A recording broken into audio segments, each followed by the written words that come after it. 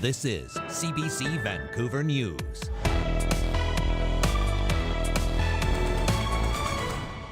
His legacy is one of horrible notoriety. It's closure for all my family, my sisters and my brothers. BC's worst serial killer is dead. The Robert Pickton story may have come to a close, but not without leaving wounds yet to heal. Plus, we will not be intimidated. We're not going to hide who we are. We're not going to take down our symbols. And it is being investigated as a possible hate crime. outrage from leaders of Vancouver's Jewish community after a fire was set in the doorway of a synagogue. Also, parents laid down clothes to commemorate Palestinian children who have been killed by Israel. Pro-Palestinian protesters shut down an East Vancouver rail line with a blockade, leading to 14 arrests. Hello, I'm Tanya Fletcher. Thanks for joining us. Canada's most notorious serial killer, Robert Pickton, is dead. The 74-year-old had been in critical condition for almost 2 weeks now after he was violently attacked by another inmate at a maximum security prison in Quebec. Pickton was charged with murdering 26 women on his pig farm in Port Coquitlam and then sentenced to life in prison in 2007. As our Lindsay Duncombe reports, his death is sparking widespread reaction from victims' families to BC's Premier. This is what's left of Robert Pickton's notorious pig farm. Remnants of the pain he caused, tributes to the women he killed. The serial killer was attacked by another inmate in prison earlier this month. The Vancouver Sun reports Pickton was stabbed in the head with a broken broom handle. For some victims' families, there is now closure, even joy. A relief and just happy. To be honest, I jumped up and down.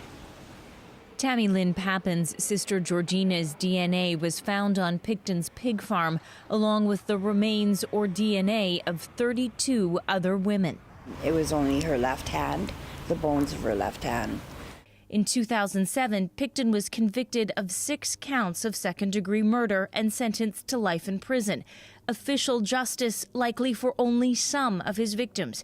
He had bragged to an undercover police officer he had killed 49 women. Those families are reliving that now, and they're the ones who should be remembered, not the serial killer who committed those crimes. Justice took too long. The conviction came a full decade after reports sex workers, many Indigenous, were disappearing from Vancouver's downtown east side. Investigations were botched. A commission later blamed systemic bias and fragmented policing. Obviously, his legacy is one of horrible notoriety and the innocent suffering, the devastation that he caused so many innocent people. Pickton's brutality and the failure to stop it sooner forced Canadians to reflect on how our institutions treat the vulnerable, especially Indigenous women, a reckoning still unfolding. Now, if any vulnerable person goes missing, the police have an obligation, a legal obligation, to do an investigation and to report back to the families. Police and prison officials are investigating the attack on Pickton, a brutal end for a man with a brutal legacy. Lindsay Duncombe, CBC News, Vancouver. Leaders of Vancouver's Jewish community are outraged after a fire was set in the doorway of a synagogue on Oak Street last night. Police are investigating it as arson, and as Michelle Gassoub tells us, it's left Jewish people warning of a rise in anti-Semitic acts. Something needs to call the police. Outside the Shaare Tzedek Synagogue at Oak and 18th on Thursday night, congregants rushed to put out a fire that left the door blackened and charred. The result of what Vancouver police are calling an act of arson and a possible hate crime that has launched a criminal investigation. Police say some form of accelerant was used to start the fire here at a time when congregants were exiting the synagogue. Someone driving by alerted them that there was a fire that has left them shaken. It seems very brazen for someone to attempt this, and it obviously makes us feel very vulnerable because this is a defenseless building, but people need to recognize these things happen to Jews, they have happened to Jews, and they have happened to Jews with disastrous consequences. And so you have to draw a line in the sand, and you have to draw it quickly and sharply. Vancouver Police confirmed the Major Crimes Unit is now investigating. It's also coordinating directly with faith leaders as they attempt to identify who is responsible. We are doing everything in our power to solve this crime while providing reassurance, comfort, and safety to the community. We will continue to have a higher police presence in strategic locations throughout the coming days as this investigation unfolds. We also saw political reaction throughout the day. Justin Trudeau issued a post on the platform X calling it a disgusting act of anti-Semitism, saying we cannot let this hate or these acts of violence stand. Vancouver Mayor Ken Sim called the incident heinous. Premier David Eby described it as reprehensible. There has been a rise in anti-Semitic incidents right across Canada as tensions from nearly 8 months of war between Israel and Hamas have escalated. Fears that a conflict happening right across the world are impacting the lives of those who live and worship here.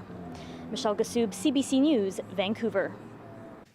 More than 100 protesters blocked train tracks in East Vancouver today, demanding that Canada impose full sanctions on Israel in the ongoing war with Hamas.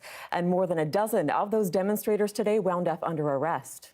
We took the rails to stop business as usual, to demand that Canada implement a two-way arms embargo in Israel, to demand that Canada sanction Israel fully, because even the highest courts have told Israel to stop, and they continue with absolute impunity. Protesters gathered on Renfrew Street, where they laid down children's clothes to memorialize all those who've been killed in the war. Their demands come just days after the International Court of Justice ordered Israel to immediately end its military operation in Rafah. Police here say demonstrators refused several requests to move, and some reportedly became hostile. In the end, officers arrested 14 people for mischief and obstruction. Let's turn to an alarming scene in Maple Ridge, where a late afternoon shooting has left one man dead. RCMP started getting calls around 5:15 p.m. about gunfire near 223rd Street and Lougheed Highway. Officers sent out an alert urging the public to stay away from that area as it was a fluid situation. A man was found with life-threatening injuries and died shortly after. Witnesses reported seeing a man take off from the scene. Homicide investigators believe this was an isolated case. They're asking anyone with dash cam footage of what happened to contact them. In the interior, a man has been charged in the death of his ex-wife in Lumbee. That's about 50 kilometers northeast of Kelowna. Tanya Stefanski was reported missing April 13th. The next day, her body was discovered in a rural area. A man was arrested nearby at the time, but then released from custody. Well, today, her ex-husband, Vitaly Stefanski, has been charged with second-degree murder. He remains in custody pending a court appearance. A Langley man has now entered a surprise guilty plea in the killing of his wife, Naomi Onatera, 3 years ago. She was a teacher and a mother. It was her own mother who reported her missing in 2021.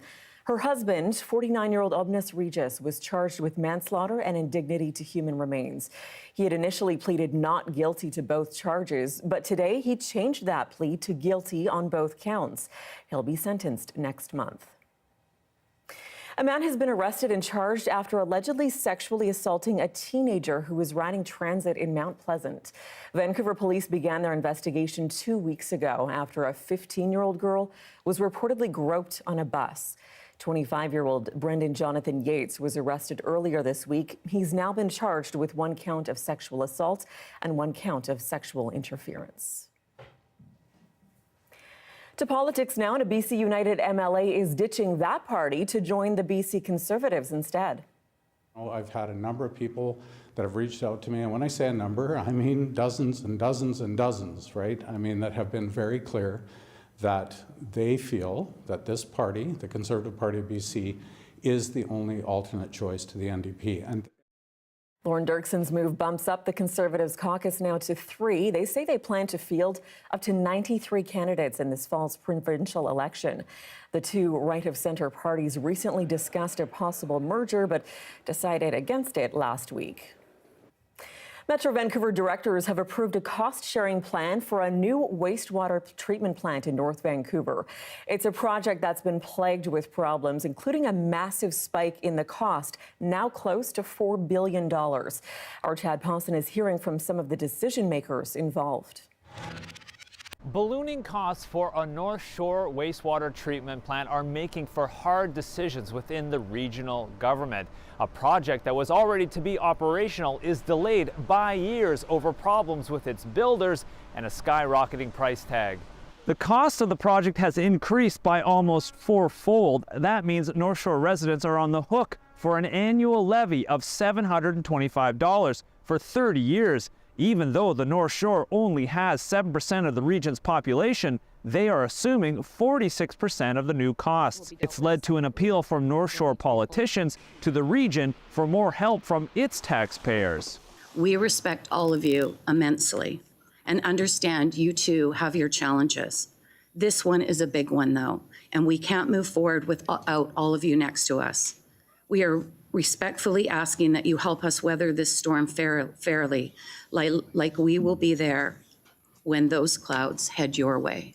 The Metro Vancouver Board has managed a compromise, meaning the entire region will share more of the burden. It reduces costs for North Shore residents to $590 per year and increases what other areas of the region are paying to 63% of the new costs, with annual levies for each for 15 years for between $80 and $150. Residents in North Vancouver are thankful for the shared responsibility, but are questioning project management. Overdue and over budget, that's about all I know. I don't understand how they can plan something like that and then go up 10, 15 times the price that they planned on. It just doesn't make sense. I think everyone who uses and needs this new sewage treatment plant should be helping to pay for it. We all have to do that. Now, the household levies decided on today, they won't appear on tax bills until next year. And while other levels of governments have promised $400 million for this project, they've been clear, more is not coming, meaning the regional government will have to figure out increased costs with this project on its own. Chad Pawson, CBC News, Vancouver.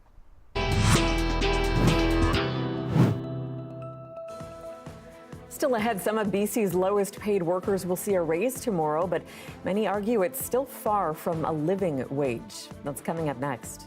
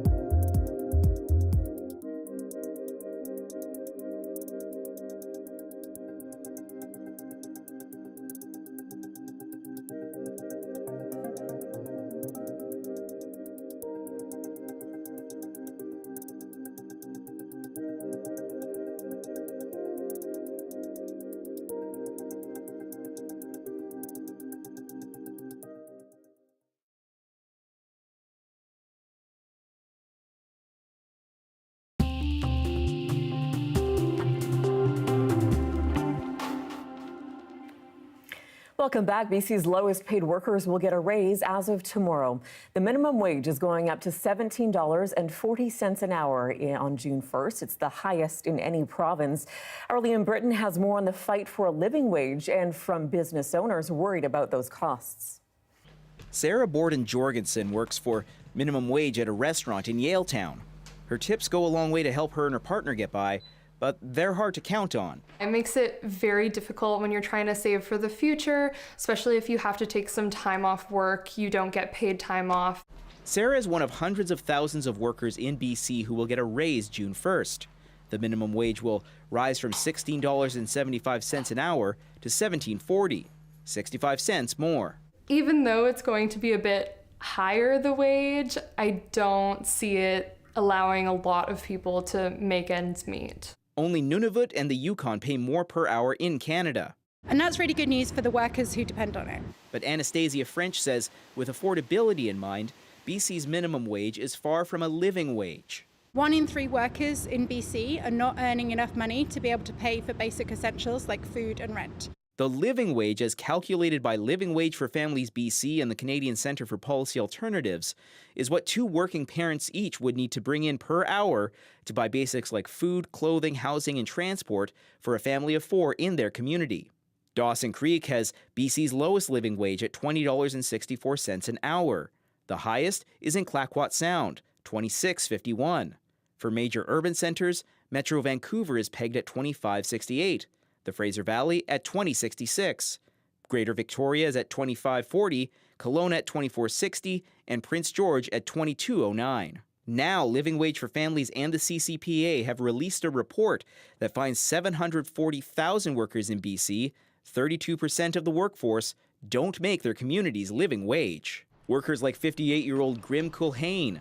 He is a person with disabilities who cleans Vancouver's streets. It affects your mental health, just knowing that you can afford to live. Having to scrape from paycheck to paycheck is very difficult. French wants the province to take more action on affordability and set the minimum wage to $20 an hour. But the Canadian Federation of Independent Businesses claims that would make tens of thousands of BC businesses unprofitable. Apparel store owner Jeff Martin pays more than minimum, but agrees wage increases step on bottom lines. The margins keep getting lower and lower and lower, so this is just another thing that takes a little bite out of your already thin profit margin.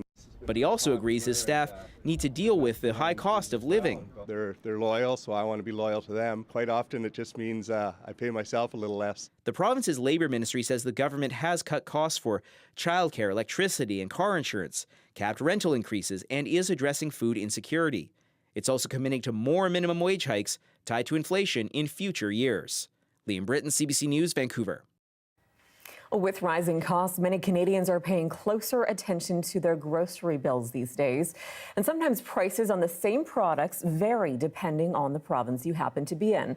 Our Benit Brach looks at some items shoppers could be paying more for and why. When it comes to buying your groceries, it's no secret Canadians are really paying up.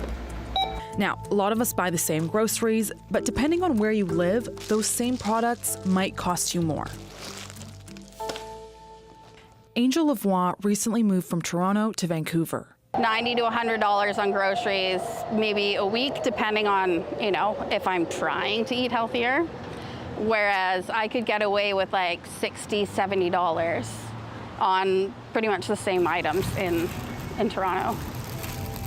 We wanted to see just how big those differences might be and why. So we picked 3 well-known national grocery stores, Walmart, Superstore, and No Frills, and compared the same products between Ontario and BC. For example, at Superstore, this chicken, the exact same item, costs $3 more in BC. Bell peppers, $2.59 more, and naan, a flyer item, $2 more. At No Frills, this chicken costs $1 more in BC, Granny Smith apples cost $2 more, and Silk beverages just 10 cents more. We even took a shopping trip to Walmart to compare the costs. I shopped here in Vancouver, and my colleague... Hi, I'm Ashley, and I'm here in Toronto at the Walmart. So the grand total for everything, $76.80. We bought the same 16 items, and I ended up paying about $7 more in BC. Now, of course, not every product is pricier in BC. This milk was cheaper here, and many items also cost the same, like the cereal and these brownies. But why do some products cost more? Well, here are some factors. Walmart says different market conditions impact prices, including costs to bring products to Canada. Loblaws echoes transportation, and overall costs to run the store are other factors. Let's unpack it a bit more, starting with distribution costs. You can think about the West as being just a smaller number of people spread across a larger amount of space than Ontario. Then it's going to be more costly to be getting things into those stores. For example, Ontario has more Walmarts per capita than BC. Experts say the more stores there are, the lower distribution costs companies have to pay, and the more you could save. Plus, costs to clean, package, and store products can also be higher in different places. And competition is another big factor. Experts say in bigger markets, stores really have to compete to bring in customers, so you could see lower prices or flash sales more often. Prices also depend on how much stores pay for products themselves. I know that there are some regional brands in British Columbia who might not buy as cheap, so prices may be a bit higher. That might allow some of the discount stores to price a little higher. And another reason could be how people respond to products. Grocery stores fundamentally rent shelf space. If the item sells a little less frequently, then it has to generate a little bit more margin to justify the space on the shelf that it occupies. So yeah, there can be many reasons for different costs on the same items. Inflation has been cooling for some products, like meat and fruit. But just in the last 3 years, grocery prices have increased 21.4%, according to Statistics Canada. Loblaws and Walmart say they're trying to keep costs down, something experts say is increasingly important as consumers like Angel are having to pay closer attention to their grocery bills. I don't eat as healthy because the unhealthy stuff tends to be a little bit cheaper. And you're looking at a live shot of the tail end of the White Rock Night Market as the train goes by there. The market happens on the last Friday of every month until September, and it was a beautiful day today, but it's about to give way to more rain this weekend. Your 5-day forecast is next.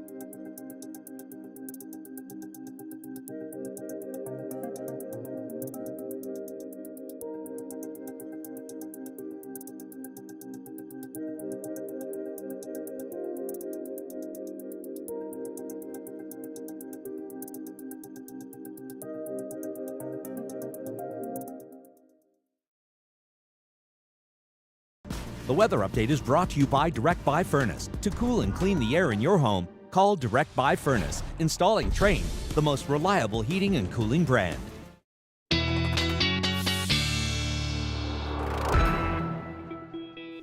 And time for a look at the forecast. Darius Madavi is here, and Darius, sounds like a mediocre Saturday, but a soggy Sunday, almost exactly like last weekend, too. Yes, yeah, although this time when the rain comes on Sunday, it might be even a little bit heavier than last weekend, especially if you find yourself on the North Shore here in Vancouver or on the west coast of Vancouver Island, where accumulations could be quite high. Now, let's walk through what's going to happen as we go through the weekend. Now, Saturday, so this is right about where we are. We're going to continue to see that system rolling in. Many parts of the island already gotten their showers. They're going to come through Saturday, so a little bit drier for some parts of the island tomorrow, but I'd expect to see some more scattered showers pop up even for those places. So don't count yourself dry just yet. Plenty of cloud also across southwestern BC. This system going to continue rolling down, hits Vancouver, but rolls off pretty quickly. So after we get our first big blast of rain, sort of in the early morning hours into mid-morning, and then it's just showers after that for most of the day. And then those should start to dry off by sort of mid-afternoon-ish. You can see here still popping up at times. And then as we get later in the day, those go away, and the cloud starts to move off as well. So that's the end of our excitement for Saturday. And then Sunday rolls in and makes you miss Saturday, I would say, if you're not excited for the rain. If we take a look at the rest of the province, though, if we zoom out, also plenty of excitement coming for some areas, especially if you find yourself in the southern interior. That's where we're going to see a lot of activity, some thunder shower activity as well in parts of the Okanagan and the Thompson, really anywhere Kelowna and north in that area, and up into the Caribou as well. Beyond that, some of the southeast getting some action, and maybe some of that rain making its way up into the northeast as well. But that's probably where we're looking driest. In terms of temperatures, with the exception of the valley, it's pretty similar to today, pretty much across BC. Then on Sunday, we see those temperatures drop in the southern interior in particular, and then it dropping even more all across the interior on Monday. So a little bit of change in temperatures, but not anything too severe. In terms of conditions across the province, again, just lots of rain unless you find yourself in the far southeast. Probably not going to escape the wetness tomorrow or through the weekend, although looking a little bit drier for the southern interior as we get into Sunday. And then in terms of a forecast, just very rainy. I did use different icons to show how rainy, but it's going to be wet. Well, at least we had today to enjoy. Thanks so much, Darius. Thank you. And that is your late news for this Friday, May 31st. For news anytime, anywhere, you can download the free CBC News app. And you can always find us online. We're at cbc.ca/BC. Thanks for watching. Have a great weekend.